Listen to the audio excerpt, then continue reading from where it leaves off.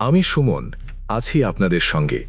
আপনারা শুনছেন Bangla animated horror স্টোরিজের ৩৬ নম্বর episode. আপনার জীবনে ঘটে যাওয়া কোনো সত্য ভৌতিক ঘটনা বা আপনার শোনার সেরা ভৌতিক গল্প পাঠাতে Bangla animated horror stories @gmail.com এই ইমেলে অবশ্যই বাংলায় লিখবেন। আপনার গল্প নির্বাচিত হলে আমরা সেটি আমাদের এপিসোডে তুলে ধরব। আজকের গল্পটা শুনলে হয়তো আজ রাতেও একা ঘুমাতে ভয় পাবেন, কারণ এই ঘটনাগুলোর কিছু অংশ নাকি এখনও ঘটে চলেছে। আর সবচেয়ে ভয়ঙ্কর ব্যাপার হলো, যারা এসব দেখেছে তারা কেউই শুরুতে বিশ্বাসই করতে চায়নি। চলুন ঘটনায় চলে যাব, এবং এই ঘটনাটি আশা করছি যে আপনাদের সবার ভালো লাগবে। চলুন শুনে আসি বাবু ভাইয়ের আরও একটি ঘটনা। থ্যাংক ইউ রাজ ভাই। এই কাহিনীটা হচ্ছে আপনার কামাল ভাইয়ের বলা। এটা আপনার আমাদের যুদ্ধ পরবর্তী সময়টা, মুক্তিযুদ্ধের পরের কাহিনী। তো ওনারা ওই সময় আর কি দুই ভাই পড়াশুনো করতে ঢাকাতে আসেন আর কি, ঢাকা ইউনিভার্সিটিতে আসেন। তো থাকার জন্যে ওনারা হলে থাকার একটা ব্যবস্থা হয়।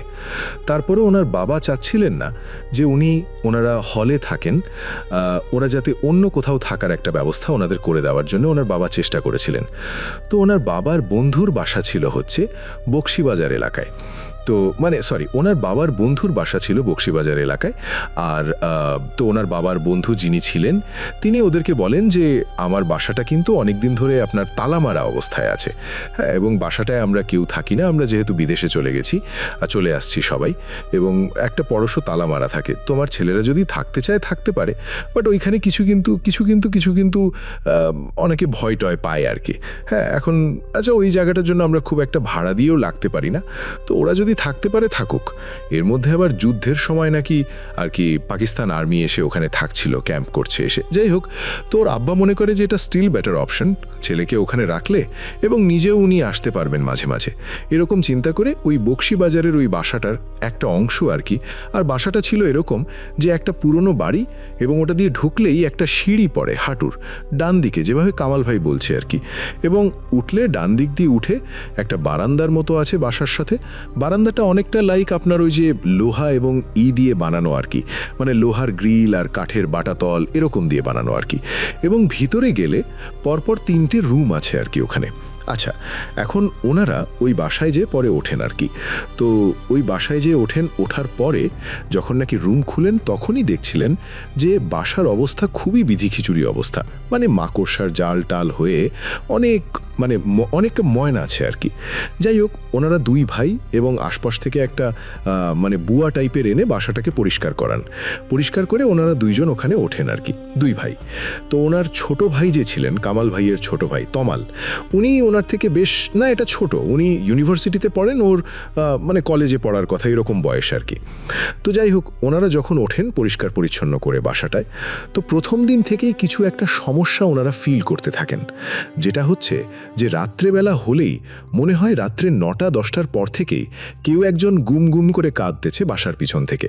ওনারা মনে করে যে এটা ড্যান্স এরিয়া, পিছনে কোনো বাড়ির বুড়ি মুড়ি কাঁদতেছে, এরকম উনি ফিল করে, মনে করে যে এরকম। 2-1 দিন যাওয়ার পরে একদিন ওনারা শুয়ে থাকার পরে ওই কামাল ভাই শুয়ে আছে আর কি, উনি দেখতেছে যে ওনাদের যে রুমটা, পাশের যে কর্নারের রুমটা, রাত্রেবেলা অন্ধকার হয়ে, তখন একদম অন্ধকার হয়ে গেছে, শুধু রাস্তার মধ্যে কিছু আর কি আপনার রিক্সার বেল ডেল এরকম শোনা যায় আর কি।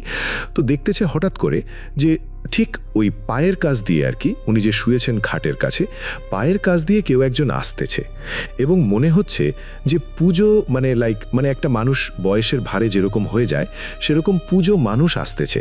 এবং উঠলে যখন উনি একটা একটা করে পা ফেলতেছে তখন পিঠটা উঁচু হয়ে যাচ্ছে, আবার যখন নাকি পাটা ফেলে দিচ্ছে তখন নিচু হয়ে যাচ্ছে। তো উনি কি পায়ের কাছ থেকে এসে ধরফড় করেই প্রায় উঠে বসছে বিছনার মধ্যে। আচ্ছা, তাকায় দেখতেছে যে একটা বুড়ো মানুষের মতো কুজো এরম করে করে আসতেছে, আস্তে আস্তে এই রুম থেকে ওই রুমে চলে গেল। এখন ওই রুমে যেই দেখতেছে উনি কান্নার শব্দটা শুরু হয়েছে ঠিক ওনার পাশের রুম থেকে, হু হু করে কান্না শুরু করে, একটা বুড়া মানুষের যেরকম নাকি কান্না এই টাইপ। তো ওনার সব গায়ে রুম দাঁড়ায় গেছে, এবং ওনার পাশের রুমটাতে কিন্তু ওনার ভাই থাকতো, যে ওনার ছোট ভাই যে তমাল। তো উনি কিছুক্ষণ শুনছে, আস্তে করে বিছানা থেকে নামছে, নেমে পাশের রুমে গেছে, যে দেখছে কেউ নাই, কিন্তু বুঝতেছে যে ওনার ভাইটা আছে, এবং সে যে জাগা এই ফিলিংসটা উনি পাচ্ছে যে ওনার ভাই জেগে আছে, এবং উনি তাকায় তাকায় ডাক দেয় তমাল, দেখে কোনো শব্দ নেই, হ্যাঁ গড় গড় করছে। তো উনি করে কি লাইটটা জ্বালায় দেখি ওনার ভাই খাটের কোণার মধ্যে ঝুবুঝুবু হয়ে বসে আছে এবং ওনার দিকে এক দৃষ্টিতে তাকায় আছে এবং ভরভর করে একটা শব্দ করতেছে। আলেসার ভেতর থেকে ঘর ঘর শব্দ পেতেছে। তো উনি ভাইয়ের এই মানে সাডেন চেঞ্জ দেখে বেশ ভয় পেয়ে যায় এবং ওনার ভাইয়ের সাথে যখন কথা বলতে যায় দেখে ভাই ঘর ঘর করতেছে, কথা বলে না এবং মানে অপ্রকৃতস্থ হয়ে গেছে। আচ্ছা। এবং এক পর্যায়ে দেখে যে ভাই, তো উনি ভাইকে অনেক ই করার চেষ্টা করে, মাথার মধ্যে পানি টানি দিয়ে এটি করে সোজা করার চেষ্টা করে, দেখে একসময় শরীর খিচ খেয়ে গেছে পুরো। যাই হোক, এই অবস্থায় উনি বুঝতে পারে না ঘটনাটা কি হয় এবং উনি সকালবেলা উঠেই ওনার বাবাকে খবর দেয়, হ্যাঁ, যে এরকম অবস্থা, যে মানে পোস্ট অফিসে যে অসুস্থ হয়ে গেছে এরকম ব্যাপার। তো ওনার বাবা ওই মুফাসল শহর থেকে চলে আসে, তোর ব্যবসা করে, এবং এর মধ্যে ইন টাইম ডাক্তার ডেকে নিয়ে আসছে। কি ডাক্তার বলে যে কি সিজার আছে নাকি রিগি রোগ করছে, না রিগি রোগ নাই, লক্ষণগুলা রিগি রোগের মতো। তো এরকম কেন হয়েছে? আচ্ছা। তো এই মিন টাইম উনি যখন যায়, ওই আশেপাশের কিছু দোকানের লোকজন ওনাদের সাথে কথা বলে, ওনার সাথে বলে যে আপনারা কোন বুদ্ধিতে এই বাসায় আসছেন, এটা তো খুবই মানে ভয়ের বাসা, এখানে মানুষ থাকে না, দেখেন থাকতে পারে না, তালা মেরে দিয়ে ওনারা চলে গেছে, এখানে খুব খারাপ ভয় পায় মানুষ আশেপাশে। আমরা নিজেরা ওই বাসার ধারকা দেখেছি রাত্রেবেলা, আমরা দেখি ওই গ্রিলের মধ্যে পা ঝুলায় বসে রয়েছে মানুষ, এরকম জিনিস, কিন্তু আসলে সেটা মানুষ না। মানে তার মানে ওই বাসায় কেউ নাই, বাসার আর কেউ নাই, মানে মানুষই না, মানে সেটা তারা বুঝে যে কেউ মানুষই না, কারণ তারা আচরণে দেখা গেছে উপর থেকে লাফ দিয়ে পড়ছে নিচে, এই ধরনের জিনিসগুলোতে। এনিওয়েজ, তো উনি তারপরও শোনে, মানে ওনার বাবা আসা পর্যন্ত ওয়েট করে। তো ওনার বাবা যখন আসার পর ওনার বাবা দেখে, বলে যে ছেলে তো মনে হয় অন্য কিছু না। তো ছেলেকে ঘুম পাড়ায় রেখে ওনার বাবা বসে থাকেন। তো এক পর্যায়ে ওনার বাবা বলে যে আমি ওর সাথে শুনছি, এসে তুমি সব। তো কামাল ভাই ওনার রুমে এসে ওনার বাবা ওনার ভাইকে নিয়ে আসে, অসুস্থ ভাই, এবং সে কিন্তু এখনো ফুল সেন্সে একবারও আসে নাই। আচ্ছা, ঠিক আছে, লাইক ঘুমাচ্ছেই সে, এরকম একটা অবস্থা। তো যখন শুয়ে আছে, এরকম রাত হইছে, রাত যখন ঘুমিয়ে রইছে, হঠাৎ করে উনি শব্দ পায় যে ওনার যে রুমের দরজাটা ধাপ করে মানে কি ওটা ধাক্কা দিয়ে খুলে নেয়, এবং ওনার আব্বা চিল্লায় উঠছে, কে কে কে। এর মধ্যে দেখে যে ওনার ভাই ওখানে পাগলামি শুরু করে দিছে, সে সেন্সে আসছে, পাগলামি প্রলাপ বকতেছে, এটা বলতেছে, গায়ের জোর ওনার আব্বা আটকে রাখতে পারতেছে না। তখন মনে হয় অনেক কষ্টে ওনাকে রাত্রেবেলায় ওর ভাইকে দমায় রাখে, এবং একসময় সে সেন্সলেস হয়, এবং সকালবেলা যে ফজরের নামাজের পর একজন হুজুরকে ডেকে নিয়ে আসে ওখানে কাছাকাছি মসজিদে, বলে যে এখানে একজন হুজুর আছেন, ওনাকে নিয়ে আসলো দেখে।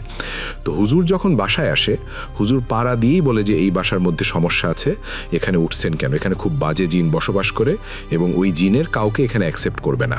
এবং হুজুর যখন নাকি বাসায় পাড়া দিচ্ছিল, তখন নাকি হুজুরের পা মুচড়ায় বাঁকা করে দিচ্ছিলেন, হুজুর ঢুকতে পারেন নাই, এবং উনি দোয়া পড়ে তারপর ঢুকে বলে যে আপনারা কি আদৌ চান যে এই বাসাটা থাকতে? দুইটা অপশন আছে। একটা হচ্ছে যে আপনার ছেলেকে আমি নিয়ে ঝাড়াই দিতে পারি, তার উপর যে প্রভাবটা পড়ছে সেটা চলে যাবে। আর আরেকটা জিনিস হচ্ছে যে এই বাসা যদি আপনি বন্ধ করতে চান, সেটা এখন আমার পক্ষে সম্ভব না, এটা মানে অনেক আছে, সিস্টেম আছে সেগুলোতে। তো ওনার বাবা তখন চিন্তা করে যে না, আসলে এটা তো আমার পক্ষে, এই বাসা বন্ধ করা, এগুলো ঝামেলার মধ্যে কিভাবে যাব। তো বলছে এই চেষ্টাটাও করেন না আপনারা, কারণ কি এই যে জিনটা আছে সে অনেক একটা এল্ডার, মানে অনেক সিনিয়র একটা জিন, অনেক পুরানো বয়স্ক, এবং সে এটা অ্যালাউ করবে না, আপনাকে অনেক ঝামেলা করবে। এরা অনেক যাইতে চায় না, অনেকেই আছে এরকম, যেখানেই দেখবেন যে এই ধরনের জিনিস হচ্ছে, তারা হচ্ছে অনেক পুরানো, এরা মানুষকে অনেক সমস্যা করে, এবং আপনার ছেলেকে কিন্তু শেষ করে ফেলবে এখানে থাকলে, সুযোগ পেলেই, দেখেছে শুধু। তো ওনার ওই ঝাড়ায় আর কি, তোর ভাইকে ঝাড়ায়, অনেক কষ্ট হয় ভাইকে ছাড়াইতে। সুমন ভাই তার মানে লাইফ একদম মিলে যায়, ভাইকে ওখানে ঝাড়ায়, এবং আলটিমেটলি অনেক বছর পর্যন্ত ওনার ভাই মানে ওই যে রাত্রে বেরোতে পারতো না, কাবিজটা ক্ষয় হয়ে গেলে তার সমস্যা হইতো, তারপর এই ধরনের প্রবলেমগুলো হতো। এবং ওই আলটিমেটলি ওই বাসা নাকি পরবর্তীতে, আমি জানি না এখনও আছে কি না, ওটা বলছে কামাল ভাই যেটা বলছিল যে বাসাটা এখনও থাকতে পারে, কারণ এই জায়গায় ডেভেলপার ঢুকে সম্ভব না। এই জন্য বলছে যে ওই মানে একটা নির্দিষ্ট জায়গায় উনি বসছে, ওই জায়গায় গেলে যদি বাসাটা এখনও থাকে তাহলে দেখবা। আমার বিশ্বাস ওখানে এখনও মানুষ থাকে না, বেশ পুরনো গাছ। ওই গাছটা দিয়ে শুরু করি, গাছটা অনেক পুরানো সুমন ভাই, অনেক পুরানো একটা গাছ, এবং ওই গাছের পাশে যেই অ্যাপার্টমেন্টটা আছে সেখানকার মানুষ কিছু মানে উদ্ভট জিনিসপত্র দেখত, মনে হতো গাছের ওপর কেউ বসে আছে। রাত্রেবেলা গভীর রাত হলে জায়গাটা কেমন একটা একটা অন্যরকম একটা পরিবেশ ওখানে তৈরি হতো। এবং কি গাছের অপোজিটের পাশে একটা ডাম্পস্টার আছে, হ্যাঁ, ওখানে এই সব ময়লাগুলো এনে ওখানে ফেলে এবং গাছটা এর জন্য বেশ হরিফাইং। তো অনেকেই অনেক কিছু দেখার পর একদিন ওই পাশের অ্যাপার্টমেন্টের লোকটা সিদ্ধান্ত নিয়ে যে গাছটা কেটে ফেলবে। আচ্ছা, তো উনি ঢাকা শহরের মধ্যে, রাইট, ঢাকা শহরের মধ্যে বলতে হার্ট অফ ঢাকা সিটি বলতে যেখান থেকে সব কিছু খুব অ্যাক্সেসিবল, এমন কিছু এলাকা আছে যেখান থেকে আপনি চাইলেই যেতে পারেন, চাইলে আপনি এলিফ্যান্ট রোড যেতে পারেন, চাইলে আবার এদিকে, আমি চাই মানুষ একটু জায়গাটা গেস করুক, এর জন্য একটু দিচ্ছি, বাট স্পেসিফিক বলছি না। ওই যে গাছটা কাটার সিদ্ধান্ত নেয় অ্যাপার্টমেন্টের লোকটা, এবং উনি একদিন গাছটা কাটতে যায় এবং ভোরবেলা কাজ শুরু করে উনি, ঠিক ফজরের নামাজের পরে।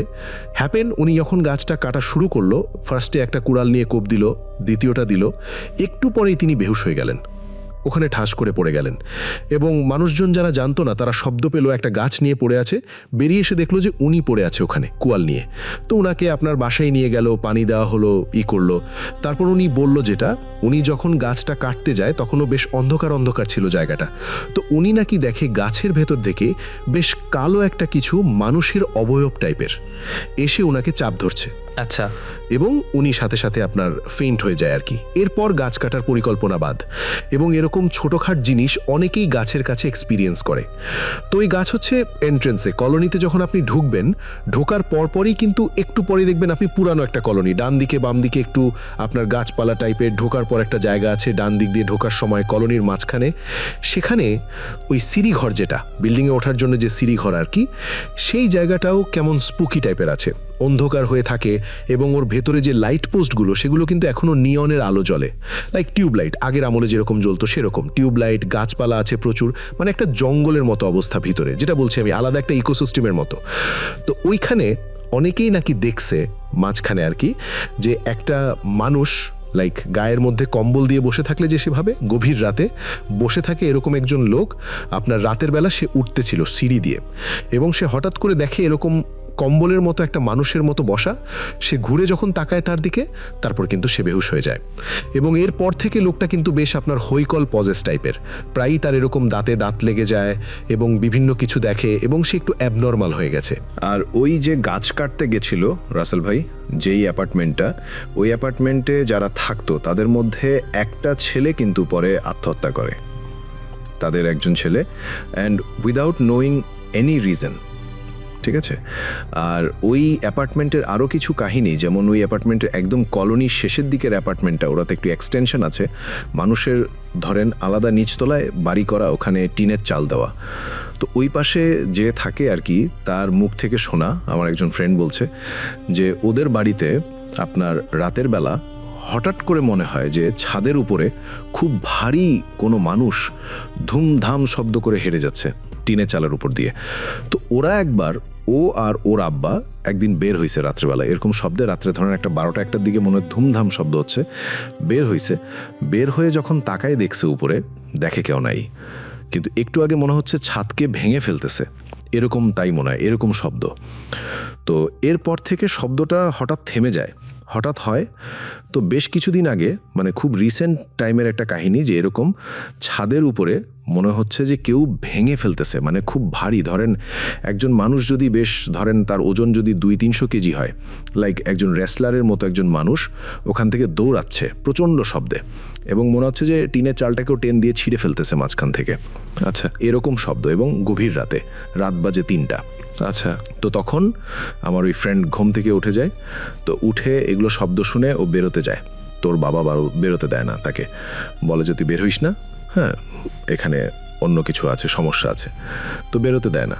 তো এর আগের দিনের কাহিনী, এরকম শব্দ তাদের বাসায় এর আগের দিনও হয়েছিল। কেন বেরোতে দিল না ওই আঙ্কেল, কেন না করলো, কারণ এই শব্দ যখন এরকম হয়েছে এর আগের দিন, তখন পর ওই যে উনি বের হয় নাই, উনি জিজ্ঞেস করছিল, ওনাদের সামনেই আরেকটা অ্যাপার্টমেন্টে একটা ছেলে থাকে, তাকে জিজ্ঞেস করছিল যে বাবা এখানে রাত্রে শব্দ হয়েছে, তোমার বাসা তো সামনেই, তুমি কিছু দেখছো? বলে জি আঙ্কেল, আমি শব্দ দেখছি, শব্দ শুনছি, শব্দ শোনার পর আমি আমার জানালা দিয়ে তাকাইছি, তো তাকাই আমি আমার দেখলাম যে আচ্ছা আলোতে কিছু ছোট ছেলে পেলে, তাদের বয়স হবে 10, 11, 12 এরকম, হ্যাঁ তারা, এবং প্রত্যেকের সাথে একটা করে কুকুর, আচ্ছা, আপনাদের ছাদের উপরে দৌড়াদৌড়ি করতেছে। তো আমি আমার হাতে ফ্ল্যাশ লাইট ছিল, মানে বাসায় ছিল, নিয়ে এসে ফ্ল্যাশ লাইট মারছি, মেরে পুরো স্পষ্ট কিছু দেখি নেই, বাট দেখলাম যে মনে হচ্ছে কেউ দৌড়াচ্ছে, এরকম সাথে কুকুর এবং মানুষ। এবং আমি তখন কি করছি, মনে করছি ঘটনাটা কি, রাত বাজে 3টা, এরকম সময় এরকম তো দৌড়ানোর কথা না, রাইট। তখন সে কি করছে, তার অ্যাপার্টমেন্ট থেকে বের হয়েছে, নিচে আসছে, নিচে এসে যখন লাইট মারছে কিচ্ছু নাই, পুরো জায়গাটা ফাঁকা। এবং ওই জায়গাটা সুমন ভাই আসলেই হন্টেড। আমি নিজে ওখানে কিছু পাই পেয়েছি, যেমন আমি ওখানে গেলে দেখি যে অনেক সময় দেখি একটা কালো বিড়াল থাকে, মাঝে মাঝে আসে, এসে তাকিয়ে থাকে, এবং অনেক সময় দেখা যায় ওর দিকে তাকাইলেও নাই।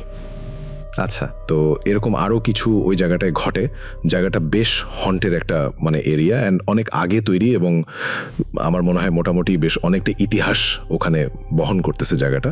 অলরাইট। তো এই ছিল বাবু ভাইয়ের এখনকার মতো ঘটনা। আমরা এই কাহিনীটা হচ্ছে জেইসনের কাহিনী। জেইসন তখন যখন কাহিনীটা আমার কাছে শেয়ার করে, তখন সে ফ্লোরিডা থাকতো, বাট সে এসেছিল আইডাহো থেকে, আইডা স্ট্রিট থেকে। যাই হোক, যেহেতু আপনি ফ্রাইডে বা হ্যালোউইন এরকম সম্বন্ধে বলছেন, তো এই কাহিনীটার সাথে হ্যালোউইনের একটা সম্পৃক্ততা আছে, এই জন্য বলছি আর কি। সো জেইসনরা যখন টিনেজ ছিল, he was like 15 or 16 years old, 15-16 বছর বয়স যখন ছিল, তখনকার কাহিনী। ওরা ফ্রেন্ডরা এই হ্যালোউইন জিনিসটা নিয়ে বেশ অ্যাকচুয়ালি এক্সাইটেড ছিল। আমেরিকাতে এখন এক্সাইটেড হয়, আমি যখন ছিলাম তখন সব থেকে এক্সাইটমেন্টটা কাজ করে, বাট অ্যাকচুয়ালি ওখানকার এক্সাইটমেন্টটা এখানকার এক্সাইটমেন্টের থেকে কিছুটা ডিফারেন্ট রাসেল ভাই। বিকজ আমরা এখানে যেটা করি, আমরা কিন্তু জাস্ট ফান করি, ঠিক আছে? মানে আমি যে না, এখন অনেক পার্টি হচ্ছে, মানুষ কস্টিউম করছে, সাজছে অ্যান্ড স্টাফ লাইক দ্যাট। ওখানে কিন্তু কস্টিউমের বাইরেও অনেকে আছে বিলিভ করে যে থাকে, অনেকে বিলিভ করে যে আসলেই আপনার এই অশরীর বা কিছু পিশাচ বা কিছু এরকম আসবে পৃথিবীতে, এরকম অনেকে বিশ্বাস করেন। And Jason was one of those believers, এরকম কিছু বিশ্বাস করতো। এবং অনেকে আছে যারা আপনার দেখা যাচ্ছে যে একটা আপনার সেমিটারিতে যে রাত কাটাচ্ছে, থিংস লাইক দ্যাট। আমরা তো যেটা করছি যে পার্টি করছি, বাট ইটস নট পার্টি। ওরা জিনিসটাকে একটু মানে সেই রকম আরও সিরিয়াসলি নিচ্ছে এবং সেরকম জিনিসের প্রতি আগ্রহ ফিল করছে। জেইসনের কথা বলি, ও এবং ওরা এরকম 3 জন ফ্রেন্ড, তারা ডিসাইড করে যে তারা হ্যালোউইনে রাতের বেলা যেয়ে তারা দেখবে যে কি কাহিনী। তো যেখানে রাত কাটাতে যায়, ওদের ওখানে ওই এলাকায় একটা বার্ন ছিল আর কি, মানে একটা ঘোড়ার ফার্ম ছিল। সেখানে একটা বার্ন মানে আস্তাবল ছিল, এবং সে আস্তাবলটা আপনার একসময় আগুন লেগে পুড়ে যায় আর কি। তো ওখানে অনেকে বলে যে ওখানে নাকি একজন শত্রুতা করে আগুন দিয়েছিল। তো যখন সেটা পোড়ায়, তখন নাকি কোনো কারণে সে পালাতে পারেনি আর কি, তার পা বেঁধে যায় এবং সে আগুনে পড়ে মারা যায়। এরপর নাকি অনেকেই ওই জায়গায় গেলেই এরকম দেখতো আর কি সেই মানুষটাকে, মানে গভীর রাতে কেউ হেঁটে যাচ্ছে বা গাড়ি নিয়ে যাচ্ছে, আশপাশ থেকে হঠাৎ দেখলো যে ওই রাস্তা দিয়ে হঠাৎ একটা মানুষ হেল্পফেয়ার করে আগুনে পড়ছে এবং দৌড়াচ্ছে, এবং তার আশেপাশে অনেক আগুন, মানে আপনার ঘোড়ার ফার্মের আগুন, মানে পুরা সিনটাই নাকি তার সামনে প্লে হতো, অনেকের সামনে।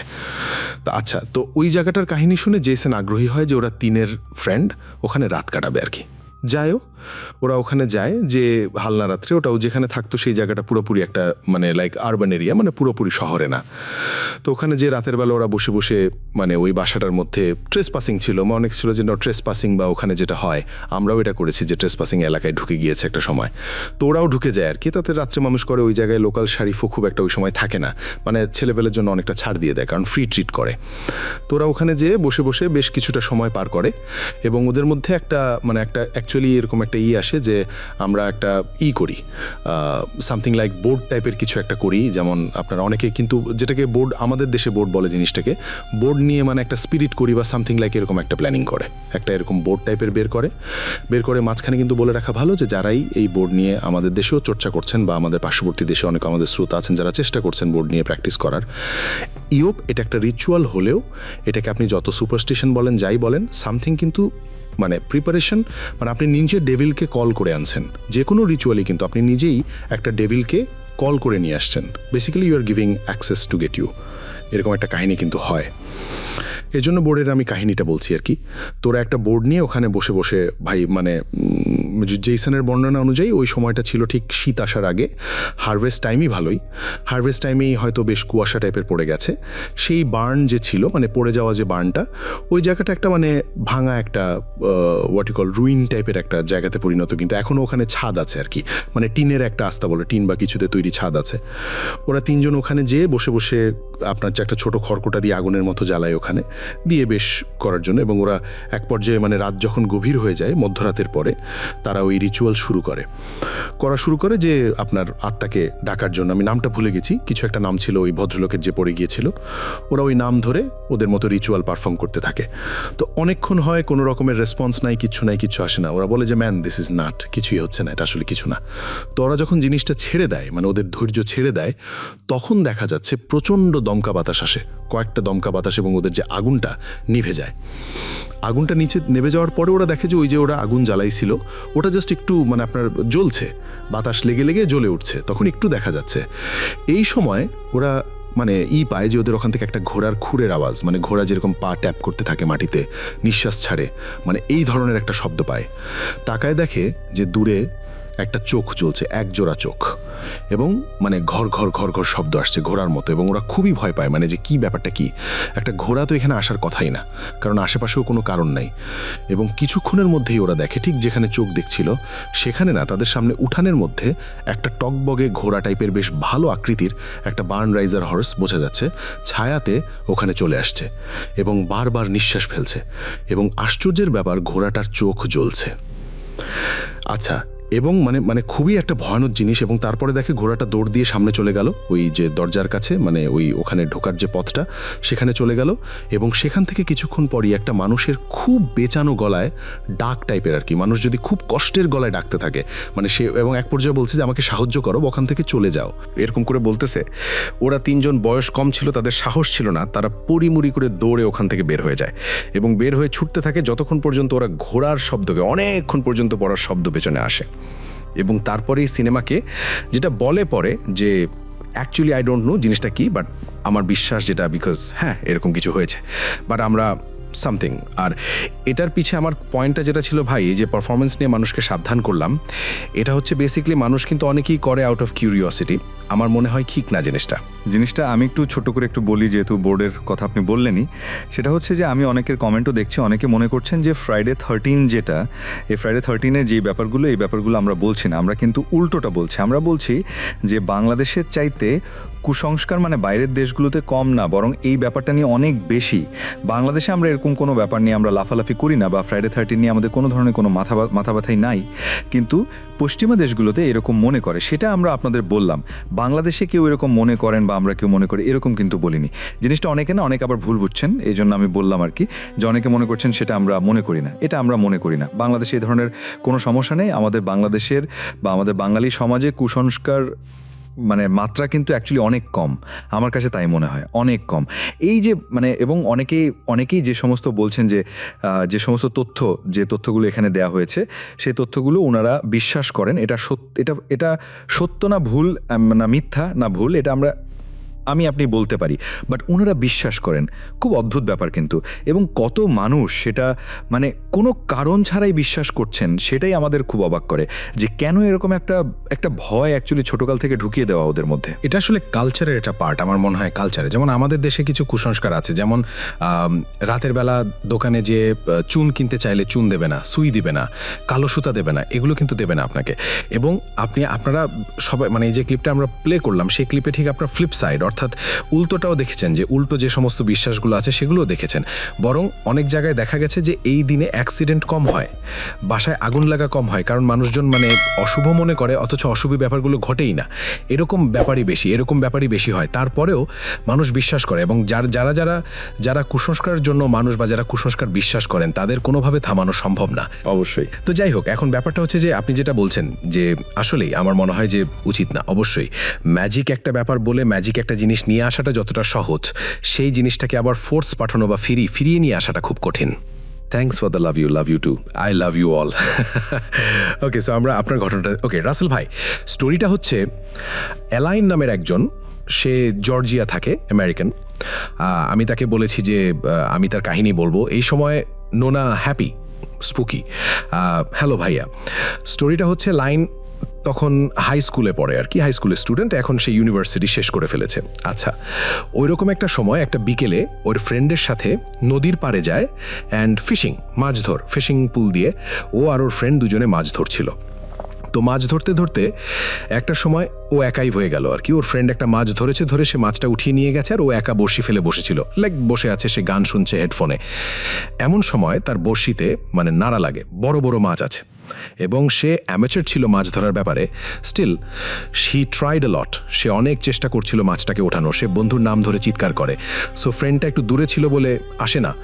তো এক সময় যেটা হয়, ফিশিং পুল টান দিতে দিতে তার এত জোরে টান দেয় যে মানে ফিশিং পুল তো ফ্লেক্সিবল হয়, কিন্তু সে ফ্লেক্সিবল জিনিসটা এমনভাবে টান দেয় যে তার হাত থেকে ছিটকে নিয়ে চলে গেল পানির নিচে। সো জিনিসটা খুব বড় এবং নেয়ার পর তার হাতটা বেশ সরে যায় আর কি। সে একটু অবাক হয়ে তাকিয়ে থাকে।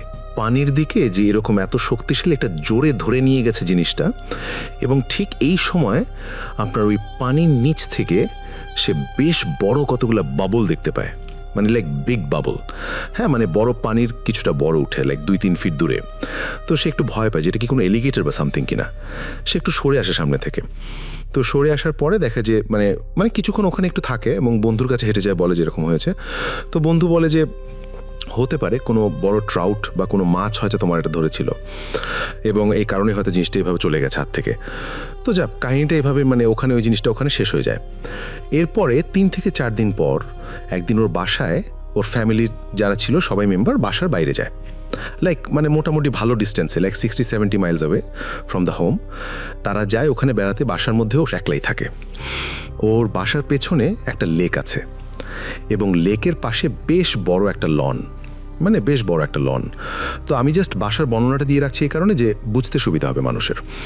তো লেকের পাশে লন এবং লনের পর থেকে তার বাসাটা। লন থেকে তাদের বাসাটা হচ্ছে ডুপ্লেক্স, নিচ দিয়েও ঢোকা যায়, আবার উপরেও সিঁড়ি আছে ওঠার পেছন। আচ্ছা, তো লিভিং রুমে বসে আছে, টিভি দেখছে তখন সে। তো এই সময় তার দরজার মধ্যে নক হয়, টকটক করে। তার অ্যাপার্টমেন্ট নয়, ওই বাসার দরজায় নক হয়। সো দরজায় নক হওয়ার পর ও অ্যালেনা যে দরজা খুলে দেখে যে ওর একটা ফ্রেন্ড আছে, নাম স্টেসি, সে দাঁড়িয়ে আছে। দেখি একটু অবাক হয়, তুমি তো বেশ দূরে থাকতে আমার এখান থেকে প্রায় 30-35 মাইল হয়ে, এবং দেখাও হয় না স্টেসিদার প্রায় বেশ সপ্তাহ 2-3 আগে একবার দেখা হয়েছে এরকম। তো বলে যে কী ব্যাপার? তো সে তেমন কিছু বলে না, বলে যে বাসায়, ও নিজেই বলতেছে, কথা কম বলছে, বলে যে আমার বাসায় কেউ নাই, এবারে তুমি বসো, আমরা গল্প করি। বলতেছে যে সামথিং জিজ্ঞেস করে, কিছু খাবে কিনা? বলে না খাবে, এরকম কিছু বলে না। বাট ও স্টিল সে চলে যায় তার কিচেনে কিছু নিয়ে আসতে। আচ্ছা, তো ও যখন কিচেন থেকে আপনার ওই ইয়োগার্ট অ্যান্ড স্টাফ নিয়ে আসার পরে এসে দেখে যে ওর টেরেসের যে জানলাটা, একটা সারাউন্ড ডোর ছিল, ওটা খোলা এবং বাতাস আসছে বেশ। এবং ইট ওয়াজ এরকমই, একটু শীত আসার আগের সিজনটা। তো জর্জিয়ার ওয়েদার কিন্তু অনেক জায়গায় ঠান্ডা পড়ে, অনেক জায়গায় আপনার বেশ একটু আমাদের মতো হ্যাঁ। তো ওরকম বাতাস আসছে। তো যখন এরকম দেখে ও বলে কী ব্যাপার, এটা খুললো কোথায় গেল, জাস্ট একটু কিউরিয়াস হয়ে হেঁটে যায়। তো যে টেরেসের বারান্দায় দাঁড়ায়, একটা রেলিং বারান্দা আছে, ওখান থেকে দাঁড়ায় দেখে যে দূরে ওর যে লনটা বেশ বড়, দূরে পানির পাশে কেউ বসে আছে, আর কেউ নাই, কেউ বোঝা যাচ্ছে একটা মানুষ বসে আছে। তো মনে করে যে স্টেসি মনে এখান থেকে বের হয়ে যে ওখানে পানির পাশে বসছে। তো she is kind of worried যে ওই পানির পাশে অ্যালিগেটর থাকতে পারে, এটা থাকতে পারে, এরকম রাতের বেলা 9টা-10টা বাজে এরকম সময়। তো ওখানে বসার কিছু নাই। সো ও হেঁটে যে ওখান থেকে ডাকে, ও যখন লনের উপর দিয়ে যাচ্ছে তখনই ডাকতে, স্টেসি। তো ওখান থেকে কোনো উত্তর দিচ্ছে না সে। সো হেঁটে যখন ওর কাছে যে দেখে পিছন পড়ে বসে আছে, ও স্টেসি বসে আছে। ও বুঝতে পারে যে টি শার্টটা দেখেও বসে আছে একদম কাছে, যে ও ডাকে, হে স্টেসি বলে ডাকার পর শোনে না, তখনও গায়ে হাত দেয়। তারপর দেখে জাস্ট মুখ ফিরে তাকায়। যখন তাকানোর পর দেখে একদম শূন্য ড্যাব একটা দৃষ্টি। আচ্ছা, জাস্ট শূন্য দৃষ্টি, কোনো ভাবলেশীন একটা চোখ। এবং মেয়েটা তখন স্টেসি মুখটা হা করার পর ও দেখে অবাক হয়ে যায় যে ওর মুখের ভেতরটা পুরো কালো। ইটস লাইক কেউ যদি একটা কালো পিংপং বল সোয়েল মুখে নিয়ে নেয়, ওটা মুখের মধ্যে বের করলে যেরকম, এরকম একটা গোল কালো একটা চাকার মতো মুখের ভেতরে, এবং ওটা আরো বড় হচ্ছে। ওটা বেশ বড় হতে হতে ও তখন ভয়ের মানে লাফ দিয়ে একটু পিছয়ে আসে। দেখে এই সময় ওই যে স্টেসি মেয়েটা পানির মধ্যে থাপ করে আপনার পড়ে যায়, মানে উপর হয়ে পড়ে যায়, এবং ওটা দেখে ফ্রিকটা উঠে চিৎকার করে বাসায় দৌড় দিয়ে আসে। বাসায় দৌড় দিয়ে 911 কল দেয় এবং একই টাইমে সে বাসায়ও কল দেয়। এবার 911 কল দিয়ে বলে যে আমার এখানে আমার ফ্রেন্ড পানিতে পড়ে গেছে, এবং সে স্টেসির বাসায় কল দেয় নাম্বারে।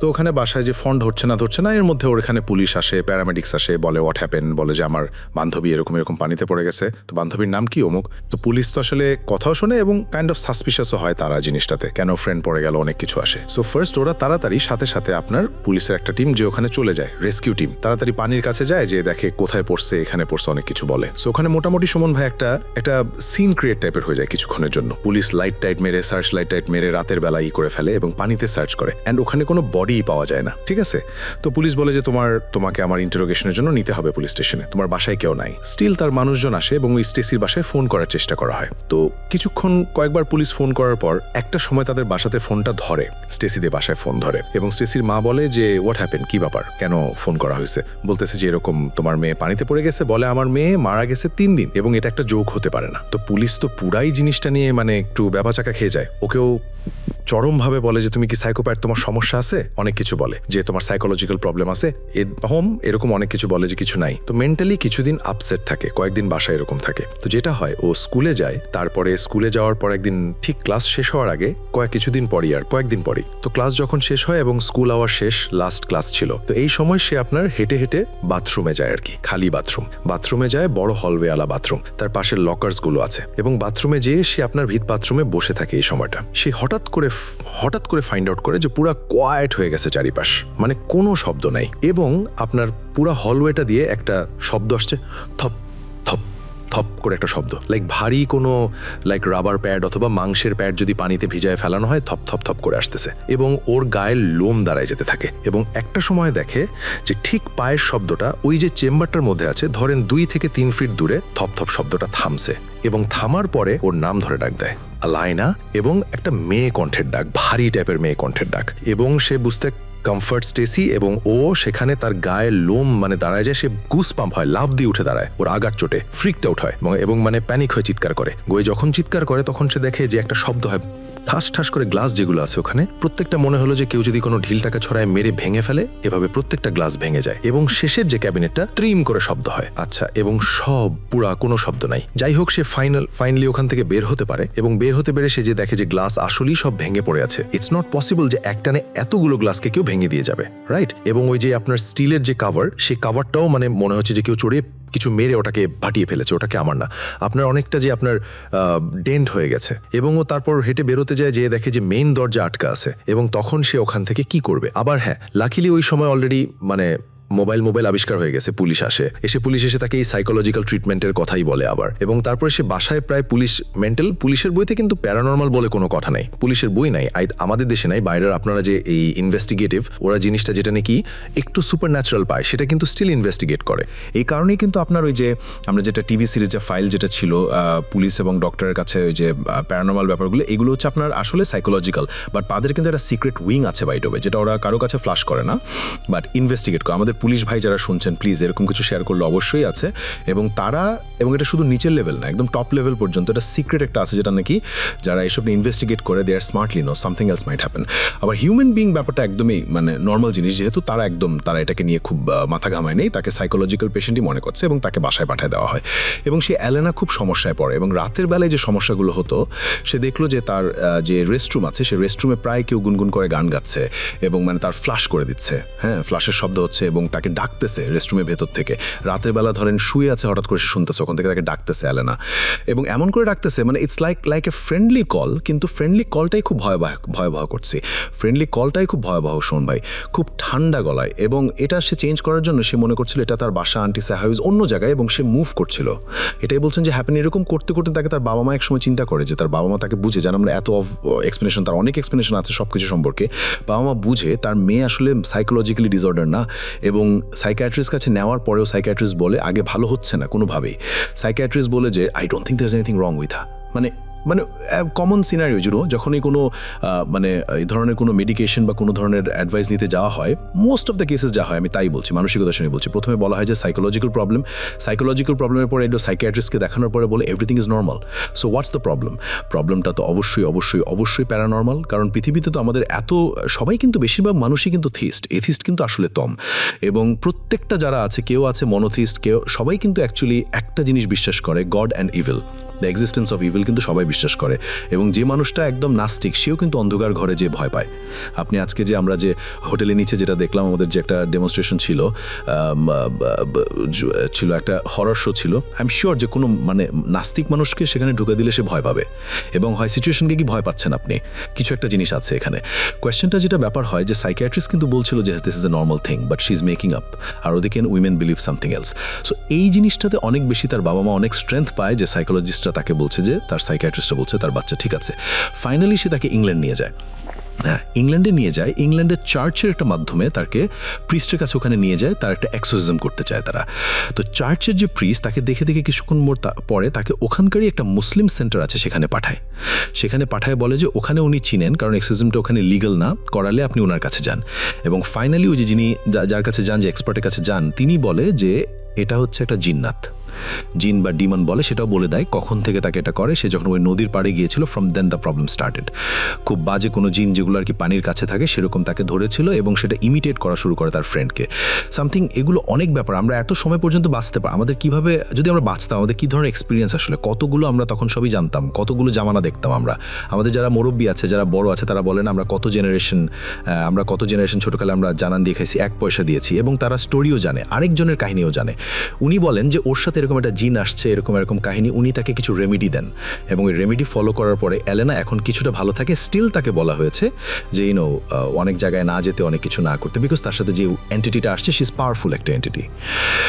So that was so much. বাপু ভাই, আপনার ঘটনার জন্য আপনাকে অনেক অনেক ধন্যবাদ। প্রথমে আসলে আপনাকে অনেক থ্যাংক ইউ যে আমাকে প্রত্যেক একটা স্পেশাল এপিসোড ইনভাইট করেছেন। আর যথেষ্ট এনজয় করেছি আমি আপনার যথেষ্ট মজা করেছি সারাক্ষণ যতক্ষণ ছিলাম। আর বিশেষ করে যে আমাদের যে নিচের যে হরর সেগমেন্টটা ছিল, সেটা সব থেকে বেশি এনজয় করেছি আমি। ফার্স্টে যখন ভাবছিলাম যে আমি একদমই ভয় পাবো না, কিন্তু শেষ পর্যন্ত আমিও আর কি ভয় পেয়ে গেলাম নিচে যাওয়ার পরে। যাই হোক, অনেক মজা করেছি আসলে। আর আজকে একটা ছোট্ট ঘটনা শেয়ার করব আমি, যেহেতু লেট হয়ে গেছে অনেক। আর যেটা আমি বলবো যে you have enough time, so আচ্ছা সমস্যা নেই, আমি বলছি। আর ফার্স্টে যেটা আপনি বললেন যে আজকে শোতে, যে আমরা যখন কোনো কিছু চিন্তা করি, আমরা যখন কোনো কিছু ভাবি যে আমরা এরকম একটা কিছু দেখব, তখনই সেটা আমাদের মাইন্ডে একটা জায়গা ক্রিয়েট করে নেয়, সেটি আমরা দেখি। তো এই জিনিসটা আসলে হ্যালুসিনেট করি আমরা, সেম জিনিসটা। আর বাবু ভাই যে ঘটনাটা বললেন, যে ওই যে লাইনারে যে ঘটনাটা, সেই ঘটনাটা কিন্তু অনেকটা এইরকমই। তো আমি যে ঘটনাটা এখন বলবো, এটা আমাকে একজন মেইল করেছিল কিছুদিন আগে, এবং উনি মূলত আমাকে এই বিষয়টা নিয়ে কিছু কোয়েশ্চেন জিজ্ঞাসা করেছিল। যদিও আমি বিষয়গুলোতে অনেক এক্সপার্ট না, তো আমি সেক্ষেত্রে তাকে তেমন কোনো সলিউশন দিতে পারিনি, এবং উনি আমাকে একটা রিকোয়েস্ট করেছিল যে ভূত এফএমে যাতে আমি ঘটনাটা শেয়ার করি, এবং ঘটনাটা শেয়ার করার পরে যদি কোনো সলিউশন তাকে দেয়া যায় বা কোনো হেল্প করা যায় সেক্ষেত্রে। তো যাই হোক, আমি ঘটনাটা শেয়ার করি। ঘটনাটা হচ্ছে এরকম, ওর নাম হচ্ছে অনিক, আমাকে যে ঘটনাটা শেয়ার করে। আর ওদের বাসা হচ্ছে আমাদের ঢাকার যে ক্যান্টনমেন্ট এলাকায় অনেকটা, ওই জায়গাটা ওনার বাসা। এবং ওরা ফার্স্ট প্রায় 6 মাস আগে নতুন একটা ফ্ল্যাট কিনে সেখানে, এবং ফ্ল্যাট কেনার পরে তারা ওখানে স্থায়ীভাবে বসবাস শুরু করে। এবং ওর জবের পারপাসে ওকে যেটা হতো যে ঢাকার বাইরে ম্যাক্সিমাম টাইম থাকতে হতো। তো যখন তারা ফ্ল্যাটটাকে নতুন এস্টাবলিশ করে, সেখানে উঠে সবাই, তো তখন যেটা হয় যে প্রায় প্রথম কয়েক মাস সে সেখানে থাকেনি, ঢাকার বাইরে ছিল। যখন সেখানে উঠে, ঠিক সেই উঠার 3 দিনের মাথায় ওর যে রুমটা ছিল সেটা ছিল 8 ফ্লোরে, ওদের ফ্ল্যাটটা ছিল 8 ফ্লোরে, মানে 9 তলায়। তো সেই 9 তলাটাই ছিল লাস্ট ফ্লোর, এবং পরে ছিল ছাদ। এবং ওর যে রুমটার পাশে যে ব্যালকনি, এবং সেই ব্যালকনির বাইরে একটা গ্রিলের মতো একটা আছে, গ্রিলটার বাইরে নতুন কনস্ট্রাকশন বিল্ডিং। তো সেই জায়গাটাতে একটা লোক, একটা রং মিস্ত্রি কাজ করতে যেয়ে সেখান থেকে ডিরেক্ট নিচে পড়ে যায়, এবং সাথে সাথে সে মারা যায়। এবং এই দুর্ঘটনাটা যখন ঘটে, তো সেদিন সে বাসায় ছিল না, বাট যখন সে বাসায় আসে তখন এই ঘটনাটা সে শুনতে পায়। এবং সে আমাকে বলে যে ভাই, আমি এই ঘটনাটা শোনার পর থেকে আমার মনের ভিতরে খুব কষ্ট কাজ করতে থাকে, এবং আমি ওই লোকটাকে না দেখলেও আমার কাছে বারবার মনে হতে থাকে যে ওই লোকটা আমার সামনে এসে দাঁড়িয়ে আছে, এরকম সে হ্যালুসিনেট করতে থাকে। এবং সে দুঃখ পায় আসলে ঘটনাটা ঘটার পরে, কেননা সে যখনই ব্যালকনিতে যায় তখনই তার এই ঘটনাটার কথা বারবার মনে পড়ে। তো যাই হোক, এভাবে বেশ কিছুদিন কেটে গেল, এবং সব কিছু নর্মালই ছিল। তো হঠাৎ করে একলা রাতে যেটা হয় যে গভীর রাত্রের দিকে, অনেকটা ফজরের ঠিক 1.5 ঘন্টা 1 ঘন্টা এরকম একটা আগে এরকম একটা সময় তার ঘুম ভেঙে যায় এবং ঘুম ভেঙে যাওয়ার সাথে সাথে সে যেটা করে যে পানি খাওয়ার জন্য সে তার বেড থেকে উঠে আরেকটু ড্রক মারে যেখানে ডাইনিং রুম সেখানে যাবে। তো তখনই সে যেটা দেখে যে তার বিছানার পাশে যে ফ্লোরটা যেখানে সে দাঁড়াবে সেখানে ঠিক মাঝখানে একটা সার্কেল টাইপের কোনো একটা লাইট সেখানে ক্রিয়েট হয়ে আছে। কিন্তু ফার্স্টে যখন সে এটা দেখে সে ভাবে যে হয়তোবা বাইরে জানালা থেকে কোনো কিছু লাইট আসছে অথবা এরকম হয়তোবা চাঁদের আলো পড়তেছে এরকম কিছু একটা। কিন্তু যখন সে ভালো মতো সেই লাইটের সোর্সটাকে খোঁজার চেষ্টা করলো সে দেখলো যে না, এটা আসলে বাইরে থেকে আসছে না, এটার সোর্সটা ক্রিয়েট হয়েছে বাসার ভিতরের কোনো একটা জায়গা থেকে। সে খুব ভালো মতো দেখার চেষ্টা করলো যে এটা আসলে কোত্থেকে ক্রিয়েট হয়েছে। সে আমাকে যেটা বলে যে লাইটের একটা আকৃতি ছিল যে অনেক সময় আমরা যখন টর্চ লাইট জ্বালাই, টর্চ লাইটের আলোটা যখন কোথাও মানে পড়ে তখন সেটা কিন্তু একটা সার্কেল আকার ধারণ করে, রাইট? হ্যাঁ, ঠিক সেই রকম একদম তার ফ্লোরের মাঝখানে অনেক তীব্র আলো সম্পন্ন একটা লাইট মানে দেখা যাচ্ছে, কিন্তু সেটা সোর্স কোথায় সেটা সে খুঁজে পাচ্ছে না। ওকে, একসময় তার মনে হচ্ছিল যে তার ফ্যানটা যে বরাবর ঠিক উপর থেকেই মনে হয় সেটা নিচে পড়তেছে লাইটটা। কিন্তু যখন সে ভালো মতো দেখলো যে না, এরকম কোনো কিছুই আসলে তার রুমে নেই যেখান থেকে এরকম লাইটটা ক্রিয়েট হবে, তো সে বেশ ভয় পেল এবং সে কোনো সলিউশন না ভেবে চুপচাপ ঘুমিয়ে পড়ার চেষ্টা করলো। তো এইভাবে রাতটা আসলে শেষ হয়ে গেল, কিন্তু রাত শেষ হওয়ার সাথে সাথে সলিউশন তো হলো না। এরপরে যেটা হলো, বেশ কিছুদিন পর আবারও তার একইভাবে এভাবে রাতে ঘুম ভেঙে গেল এবং সে একইভাবে সেই লাইটটাকে বেশ কয়েক রাত দেখতে পেল এবং একটা সময় সে বেশ ভয় পেতে থাকলো এবং সে যখনই তার রাত্রে ঘুম ভাঙতো তখনই সে মানে ভয়ে আসলে কোথাও মানে তাকানোর চেষ্টাও করতো না যে দেখলেই হয়তো বা সে ভয় পাবে। এভাবে করে আরও বেশ কিছুদিন কেটে গেল। এই সমস্যাগুলো আসলে তার নিজের মধ্যে সে রেখে দিল, কারোর সাথে সে শেয়ার করতো না। সে মনে করতো যে হয়তোবা আমি হয়তোবা ভুল দেখি বা হ্যালুসিনেট করি এরকম কিছু একটা। কিন্তু বেশ কিছুদিন কেটে যাওয়ার পরে এরকমই একটা রাতে তার ঘুম আবার ভেঙে গেল এবং সে এই ঘটনাটার কথা প্রায় ভুলে গেছে। এরকমই করলোই যে হঠাৎ করে ভুলে গেছে। তো এরকম রাতে হঠাৎ করে তার ঘুমটা ভেঙে যায় এবং সেই রাত্রে আমি বলবো যে কিছুদিন আগে যে আমাদের এখানে ঢাকা শহরে প্রচুর বৃষ্টি হলো সেই সময়টাতেই নাকি ঘটনাটা ঘটেছে। আচ্ছা, তো সে আমাকে যেটা বলে যে ভাই আমি এরকম সেই প্রচুর বৃষ্টি পড়তেছে এরকম একটা রাতে মানে হঠাৎ করে আমার ঘুম ভেঙে যায় এবং সেই রাতে আমি ফ্যান অফ ছিল আমার, কেননা উপরে থাইলাসটা একটু খোলা রাখা ছিল, সেখান থেকে প্রচুর বাতাস ঘরে প্রবেশ করতেছিল, সেজন্য সে ফ্যান অফ করে রেখেছিল এবং প্রচণ্ড একটা সুন্দর একটা ওয়েদার ছিল সেদিন রাত্রে। সে বলে যে আমি ঘুম থেকে মানে ঘুমটা ভাঙার সাথে সাথে উঠে আমি টয়লেটে যাওয়ার জন্য যখনই মানে বিছানা থেকে নামতে যাব তখনই আমার চোখ পড়লো আমার জানালাটার ঠিক মানে বিছানার বরাবর যে জানালাটা ঠিক সেটার পাশে এবং এই জানালাটার যে মানে যে জায়গাটাতে রয়েছে এবং সেটার পাশে যে ব্যালকনিটা এইখানটা দিয়ে কিন্তু ভাইয়া মানে যে লোকটা যে মারা গিয়েছিল আস্ত্রীটা কাজ করতে যে সে এই জায়গাটাতেই কিন্তু, তো সে এই জিনিসগুলোর কথা তার তখন মনে নেই আসলে, সে জাস্ট তার মানে কাজ করার জন্য সে বিছানা থেকে উঠবে। ঠিক এমন একটা সময় তার চোখে পড়লো যে তার জানালার পাশে যে পর্দাগুলা একদম বাতাসে ঘুরতেছে এবং ঠিক তার পিছনে যে ব্যালকনিটার দিকে মনে হচ্ছে কিছু একটা সে দেখতে পেল এবং সে আনতে পড়লো যে সে যেটা দেখলো সেটা হচ্ছে এরকম যে কোনো একটা মানুষকে যদি ঠিক উপর থেকে মানে বেঁধে ঝুলিয়ে রাখা হয় এবং তার মাথাটা যদি নিচের দিকে থাকে এবং তার হাত দুইটা যদি নিচের দিকে ঝুলে থাকে, একটা মৃত মানুষকে যদি উপর থেকে ঝুলিয়ে রাখা হয় এবং সেটা যদি ঠিক বারান্দার ঠিক মাঝামাঝি অবস্থায় থাকে এবং সেটা যদি রুম থেকে দেখা যায় যেরকম একটা ছায়ামূর্তির মতো দেখা যাবে, ঠিক সেরকম একটা প্রতিমূর্তি সে দেখতে পারল এবং সেটা দেখার সাথে সাথে নিজেই বারবার নিজেকে বোঝানোর চেষ্টা করলো যে না আমি কিছু একটা দেখিনি, কিন্তু যতই সেই জিনিসটাকে অ্যাভয়েড করার চেষ্টা করলো সে দেখলো যে না বারবার চোখটা ওখানে চলে আসছে এবং ওখানে একটা ছায়ামূর্তি বাতাসে মনে হচ্ছে তোল খাচ্ছে এরকম একটা। সো এই জিনিসটা দেখে সে প্রচণ্ড ভয় পেয়ে গেল এবং সে রাত্রে সেখানে অনেক জোরে চিৎকার করে সে সেখানে সেন্সলেস হয়ে যায় এবং পরে তার বাবা মা এসে তাকে সেখান থেকে উদ্ধার করে। সকালের পরে দেখা যায় সে সেন্সলেস, পরে তাকে চিকিৎসা করা হয় এবং তার কাছে যখন এই কথা মানে জিজ্ঞেস করা হয় যে তোমার সাথে আসলে কি হয়েছিল, সে তার বাবা মার সাথে এই ঘটনাটা শেয়ার করে। তার বাবা মা বলে যে তোমার এরকম তো কিছু আসলে হবার কথা না, তারপরও তার ঘটনাটা বিশ্বাস করে এবং তাকে যেটা বাবা মা যেটা বলে যে তুমি আরও কিছুদিন দেখো, এরকম কিছু আরও যদি নেক্সটে দেখা দেয় তো সেক্ষেত্রে আমরা একটা ব্যবস্থা নিব, হুজুরকে ডাকবো বা হুজুরের সাথে কথাবার্তা বলবো। তো তো সে যেটা করলো যে ঠিক আছে আরও বেশ কিছুদিন ওয়েট করলো এবং সে বলল যে ভাই আমি এই মাঝখানে যে কয়েকটা দিন ছিলাম আমার বাসায় মানে জব করে যখন রাত্রে বাসায় ফিরতাম তখনই একটা ভয় কাজ করতো যে আমি রুমের ভিতরে যতক্ষণ একা থাকবো কিছু না কিছু একটা দেখে ফেলবো এরকম মনে। সে আমাকে বলল যে আমি হঠাৎ করে যখন লাগছে আমার ঘুম ভেঙে যায়, মাঝে মাঝে আমি দেখি যে আমার বিছানার ঠিক বরাবর যে সাইডে যে দেয়ালটা ওখানে অনেক মানুষের মানে মনে হয় যে অনেকগুলা মানুষ একসাথে মানে দেয়ালে মানুষের প্রতিচ্ছবি দেখা যাচ্ছে। এরকম যে অনেক ছায়া দেখা যায় এরকম অনেক কিছু দেখি এবং এই জিনিসগুলো দেখার পরে আমি প্রচুর ভয় পেয়ে যাই এবং ইভেন ফজরের নামাজের সময় বলে যে আমি ফজরের নামাজ পড়ার জন্য যখন উঠতে যাব উজু করতে যাব তখন আমার অনেক ভয় লাগে যে আমি কোনো একটা কিছু দেখে ফেলবো। আর এই জিনিসগুলো ঠিক ফজরের ঘণ্টাখানিক আগে তাকে নাকি অনেক ডিস্টার্ব করত, মানে তার রুমে এসে এরকম ছায়া মূর্তিগুলো দেখা যেত এবং সে ভয়ে এমন একটা সময় আসে যে সে তার যে জানালাটা সেটাকে একদম সম্পূর্ণ বন্ধ করে দেয় এবং সেটার বাইরে মানে অনেকগুলো কাপড় দিয়ে সেটাকে এমনভাবে বন্ধ করে দেয় যাতে বাইরের আলো বাতাস সেখানে ঢুকতে না পারে, মানে পর্দা দিয়ে এমনভাবে আটকায় দেয় যাতে বাইরের কোনো কিছু সে দেখতে না পারে। সে আস্তে আস্তে এভাবে করতে করতে একটা সময় সাইকোলজিক্যালি অনেক উইক হয়ে যাচ্ছে। বর্তমানে সে আমাকে বলে যে এই জিনিসগুলো কি আসলেই তার নিজেরই কোনো একটা প্রবলেম, সাইকোলজিক্যাল প্রবলেম, নাকি সে আসলেই জিনিসগুলো তাকে ডিস্টার্ব করছে। এবং সে আমাকে আরেকটা কথা বলে যে মাঝে মাঝে সে যখন ছাদে যায় তখন তার কাছে বারবার মনে হয় কোনো একটা শক্তি, কোনো একটা এনার্জি তাকে ওই যে ব্যালকনিটা ওই জায়গাটাতে আকর্ষণ করে এবং যেখানে লোকটা মারা গিয়েছিল উপর থেকে পড়ে ওই জায়গাটাতে তাকে কি যে বারবার নিয়ে যায়। মনে হয় যে মানে সে বলে যে আমি নিজেকে অনেক সময় কন্ট্রোল করতে পারি না, আমার মনে হয় যে আমি ওখান থেকে লাফ দিয়ে পড়ে যাই, এরকম সে ফিল করে। সে এরপর থেকে তার বাবা মা তাকে যেটা করে যে তার সাথে সবসময় যখন সে রাত্রে বাসায় ফিরে ঘুমায় তার ছোট ভাই তার সাথে ঘুমায়।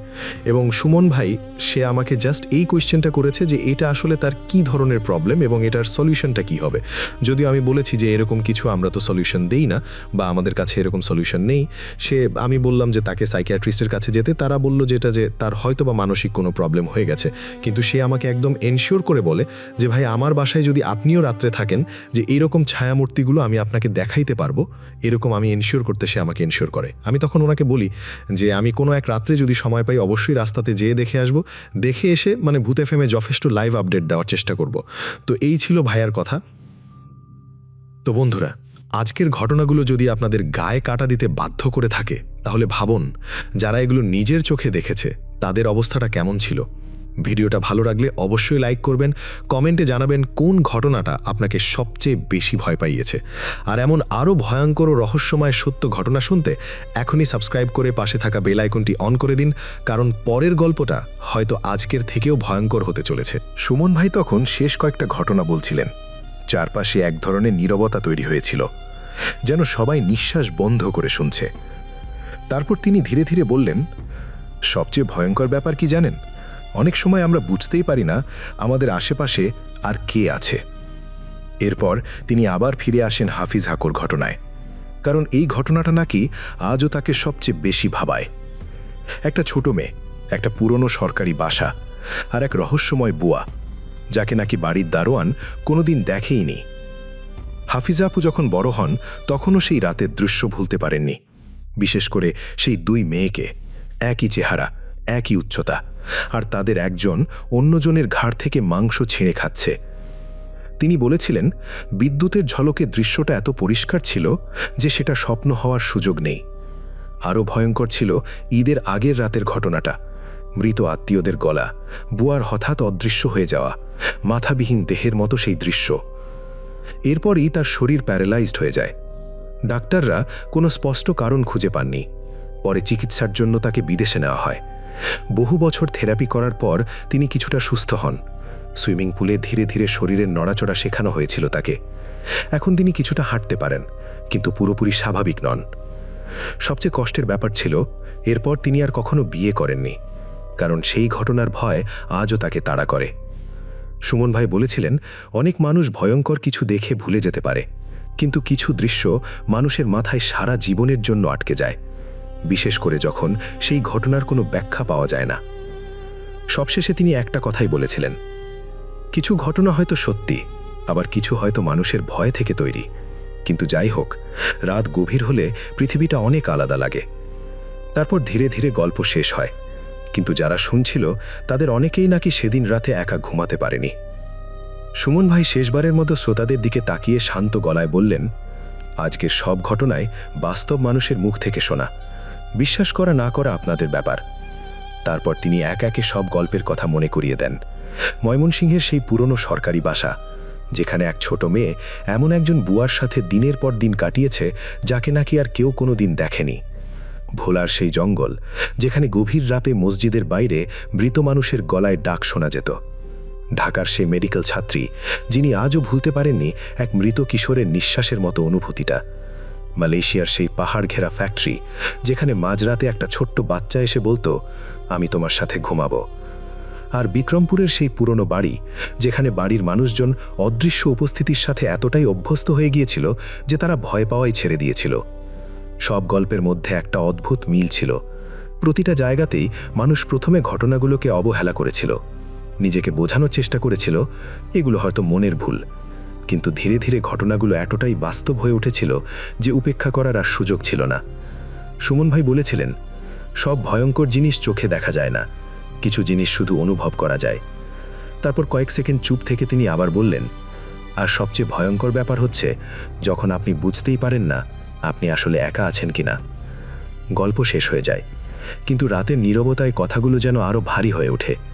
কারণ কিছু গল্প শুনে মানুষ শুধু ভয় পায় না, মনে মনে ভাবতেও শুরু করে, যদি সত্যি এমন কিছু থেকে থাকে। তো লিসনার্স, আজকের ঘটনাগুলোর মধ্যে কোন ঘটনাটা আপনাদের সবচেয়ে বেশি ভয়ঙ্কর লেগেছে সেটা অবশ্যই কমেন্টে জানাবেন। আর আপনার জীবনে যদি কখনো কোনো অদ্ভুত বা ব্যাখ্যাতীত ঘটনা ঘটে থাকে, তাহলে সেটাও আমাদের সাথে শেয়ার করতে পারেন।